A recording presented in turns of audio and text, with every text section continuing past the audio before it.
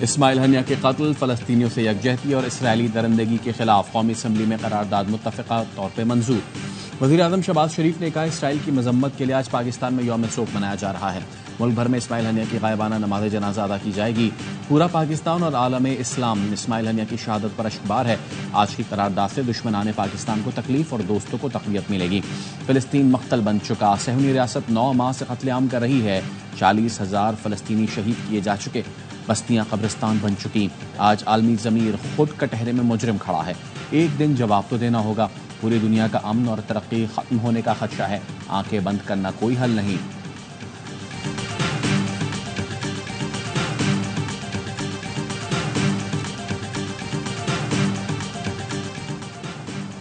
आप अपनों को जोड़ नहीं सकते तो इसराइल के खिलाफ ब्लॉक नहीं बना सकते। अपनों को तोड़ने से कोई ब्लॉक नहीं बनता।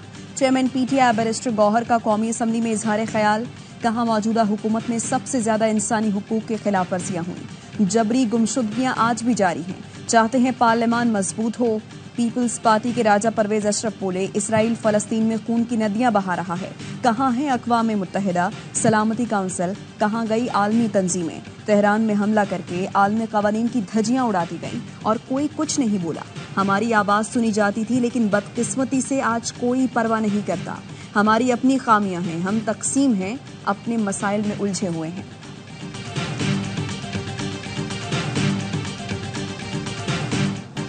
हमास के सरबराह इस्माइल हनिया को आज दोहा में सुपर्दे खाक किया जाएगा।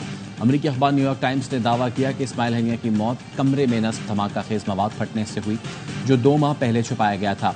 रिमोट कंट्रोल से धमाका इस्माइल हनिया के कमरे में मौजूदगी की तस्दीक पर किया गया। इस्माइल हनिया की शहादत कैसे हुई, ईरान ने ताहाल तफसील जारी नहीं की।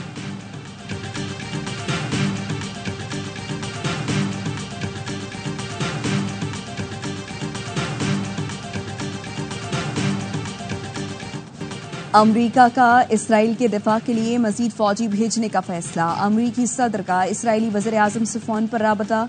इसराइल को बैलिस्टिक मिसाइलों और ड्रोन हमलों से बचाने के लिए मजीद दिफाई सामान भेजने पर बात हुई। सहाफ़ियों से गुफ्तगू में अमरीकी सदर का कहना था, इस्माइल हानिया का कत्ल गजा जंगबंदी मुज़ाकरात में मददगार नहीं होगा। इसराइली वज़ीर-ए-आज़म पर यरगमालियों की रिहाई और गजा जंगबंदी मुआहिदे पर जोर दिया है। व्हाइट हाउस का कहना है, ईरान, हमास, हिजबुल्लाह और हौसियों से इसराइल का तहफ़्फ़ुज़ यकीनी बनाया जाएगा।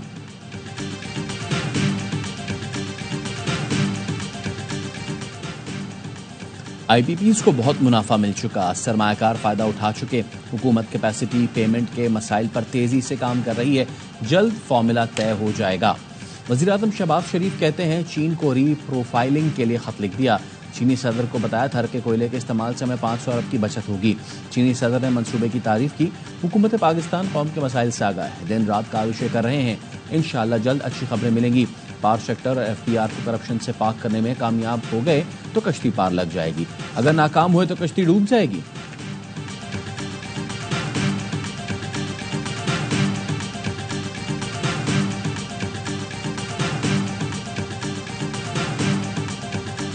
दो मुज़ाकरात के बाद सोच में पड़े हुए हैं।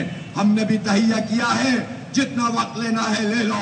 चंद दिन इंतजार कर रहे हैं, देखते हैं इनका क्या रिस्पॉन्स आता है। अगर इन्होंने फैसला नहीं किया, बिजली के बिल कम नहीं किए, IPPs को लगाम नहीं दी, तो फिर एक नए रंग में ये तहरीक आएगी। मुतालबात तस्लीम करो वरना धरना हुकूमत हटाओ तहरीक में बदल जाएगा। महंगी बिजली और टैक्सों के खिलाफ जमात इस्लामी का 8वें रोज भी धरना जारी। हाफिज नईम रहमान ने कहा, तहरीक के जरिए आवाम की IPP से जान छुड़ानी है। शरीफ खानदान को बता दो, अब ये मामला रुकने वाला नहीं, तुम्हें हक देना होगा। वजीर तवानाई अवैस लगारी कहते हैं, लोगों के मफाद पर IPPs को तरजीह नहीं दी जाती। किसी IPPs का मालिक मामा या चाचा नहीं लगता। हुकूमत ज्यादा बैंड बाजा नहीं बजा रही, लेकिन खामोशी से संजीदा काम कर रही है। IPPs का मामला इतना सादा होता तो गौहर एजाज बतौर वजीर खुद हल कर लेते।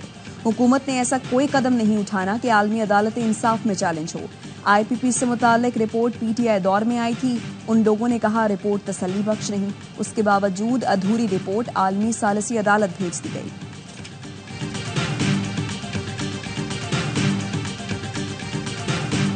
हम Sindh electric power regulatory authority SEPRA के नाम से बना रही है। रिट कंपनी वाहिद प्रोविंस है जिसने पहले ट्रांसमिशन लाइन लगाई, पावर प्रोड्यूस करेंगे।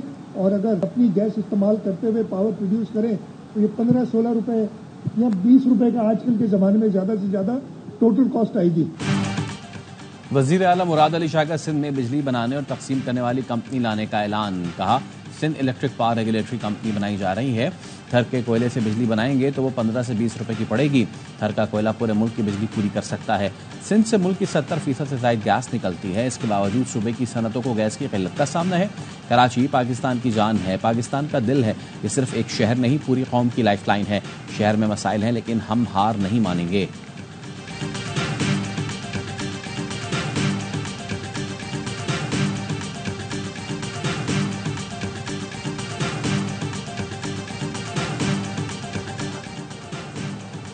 इस्लामाबाद हाई कोर्ट का शहबाज गिल के मकवी भाई को 6 अगस्त तक बाजियाब कराकर पेश करने का हुक्म।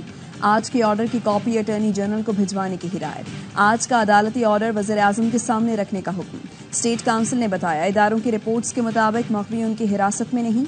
जस्टिस मियां गुल हसन औरंगजेब ने रिमार्क्स दिए, पहले बंदा उठाने के लिए SHO को कहा जाता था, अब हुकूमत खुद पॉलिसी के मुताबिक ही करती है। रियासत कहती है हमें नहीं पता बंदा कहाँ है, लेकिन कुछ करेंगे भी नहीं। सख्त ऑर्डर करें तो जजेस के खिलाफ कार्रवाई शुरू हो जाती है।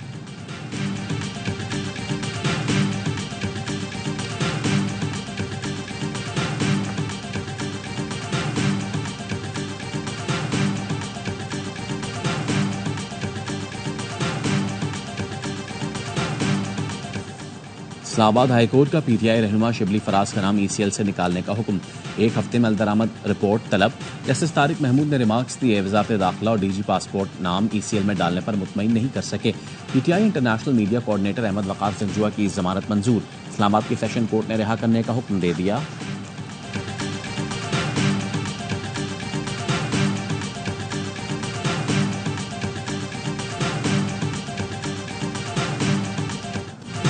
बानी PTI पर तमाम मुकदमात जारी हैं। Chief justice Islamabad high court को बानी PTI का केस सुनना चाहिए। यास्मिन राशिद अली हैं। ऑपोजिशन लीडर उमर अयूब कहते हैं, आलिया हमजा को सिंध से झूठे केसेस में शामिल किया जा रहा है। डिजिटल दहशतगर्दी जो है, इससे कोई महफूज नहीं है।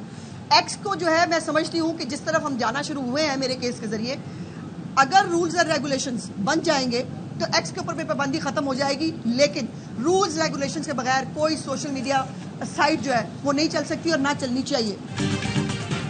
एक्स दुनिया भर के मुल्कों में शिकायत पर जवाबदेह है, पाकिस्तान में क्यों नहीं? लोगों की जिंदगियां तबाह हो जाती हैं, सब गलत है, ऐसी इजाजत नहीं होनी चाहिए।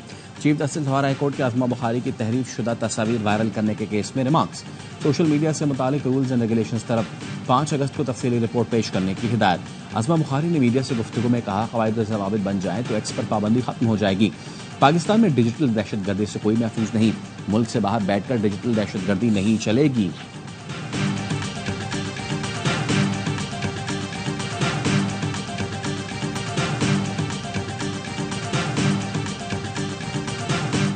To ensure that Afghanistan never serves as a launching pad for terrorist attacks against the United States or our allies. We are cooperating with partners and allies, including by working with partners to counteract terrorist recruitment efforts. अमरीका ने Daesh को बैनुल-अक़वामी दहशतगर्द network करार दे दिया। नायब तर्जुमान अमरीकी महकमा खारजा वेदांत पटेल की news conference. कहा, Daesh दुनिया भर में हमलों की सलाहियत रखती है, अफगानिस्तान से उभरते खतरात रोकने के लिए काम कर रही हैं, यकीनी बना रही हैं कि अफगानिस्तान दहशतगर्द हमलों के लिए बतौर लॉन्चिंग पैड इस्तेमाल न हो। इंसदाद दहशतगर्दी पर शराकत दारों इत्तेहादियों से ताउन कर रही हैं।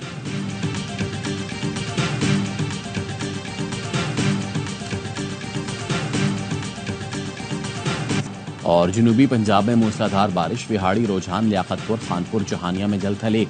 नशेबी इलाके ज़ेर-ए-आब। हैदराबाद और मटियारी में भी बादल बरस पड़े। कराची में कहीं हल्की कहीं तेज बारिश। महकमा मौसमियात के मुल्क भर में शदीद मानसून बारिशों की पेश गोई। नदी नालों में तुग़यानी, लैंडस्लाइडिंग का खदशा। शदीद बारिशों और सैलाब से चित्राल की यारखून वैली का मस्तूद से राब्ता मुनक़ता। अरसून कालाश में भी नुकसानात। घर, दुकानें, फसलें बह गईं।